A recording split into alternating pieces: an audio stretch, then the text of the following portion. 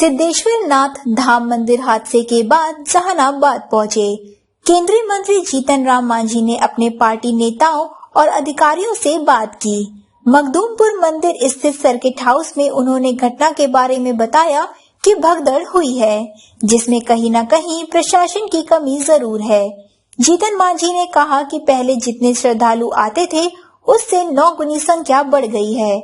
ऐसे में प्रशासन को व्यवस्था भी उसी तरह से करनी चाहिए। केंद्रीय मंत्री ने ये भी बताया कि मंदिर के पास जो हादसा हुआ है वह किसी विद्वेष या और वजह से नहीं हुआ है। यह सिर्फ इत्तेफाकी है कि उस दिन घटना हो गई। जीतन राम मांझी ने कहा कि 2014 में मुख्यमंत्री रहते हुए उन्होंने रोपवे निर्माण को लेकर प्रयास शुरू किया था। इसको लेकर 13 करोड़ रुपया निर्गत भी किया गया था, लेकिन अभी तक वह काम अधूरा है। अगर रोपवे होता तो ज्यादातर श्रद्धालु इससे ऊपर आते और जाते। ऐसे में घटना की संभावना कम हो जाती।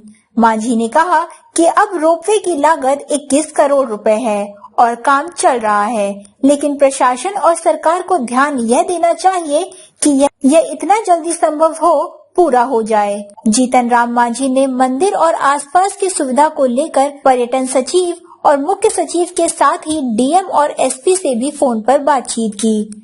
घटना के बारे में सभी अधिकारियों को जानकारी दी और कमियों को दुरुस्त करने को कहा। जीतन मांझी ने संचार व्यवस्था की कमी को लेकर मांग की है कि कम से कम बीएसएनएल का टावर यहां पर होना चाहिए। केंद्रीय मंत्री ने कहा कि मंदिर में जाने के लिए 3 रास्ते हैं, जहां पर पुलिस की व्यवस्था होनी चाहिए। पुलिस और प्रशासन की नासमझी की वजह से यह घटना हुई है। उन्होंने कहा कि कम से कम मेला के समय में एक अस्पताल की व्यवस्था जरूर होनी चाहिए। पर्यटन विभाग द्वारा नए भवन का निर्माण किया गया है, लेकिन वह अभी तक बंद पड़ा है। यह भी अफसोस की बात है।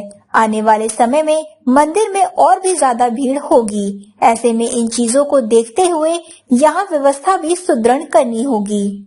मांझी ने कहा कि लिखित में सारी बातों को वह सरकार को देंगे। जीतन राम मांझी ने चुनाव के दौरान प्रधानमंत्री से जो मांग की थी उसको एक बार फिर दोहराया। जीतन राम मांझी ने बोध गया विष्णु पथ होते हुए जो राजगीर कॉरिडोर है उसमें सिद्धेश्वर नाथ मंदिर को शामिल करने की मांग की है। केंद्रीय मंत्री ने अपने उसे बयान का एक बार फिर से बचाव किया, जिसमें उन्होंने आरक्षण में सुधार की मांग की थी। उन्होंने कहा कि हमारे समाज में डॉक्टर और आईएएस जैसे सेवा में बहुत कम लोग हैं। एक बार फिर से उन्होंने कहा कि D4 की जगह समूचे समाज को लाभ मिलना चाहिए। मांझी ने कहा कि बाबा साहब ने जो मंत्र दिया था उसी के आधार पर मेरी यह मांग जारी है। मेरी मांगे पूरी नहीं हुई तो जिस तरह बड़ी मछली छोटी मछली को खा रही है वह चलता रहेगा। वंचित तबके का ख्याल रखना होगा। करके हम देख रहे हैं कि पहले जितने यहाँ आते थे यात्री, आज उसका 10 गुना 12 गुना ज्यादा यात्री आ रहे हैं। तो जो व्यवस्था पहले की थी उसके अनुसार 12 गुना व्यवस्था तो बदलनी चाहिए थी, वो व्यवस्था बदली नहीं गई। यहाँ पर मैं कह सकता हूँ कि प्रशासन का कहीं न कहीं कमी है।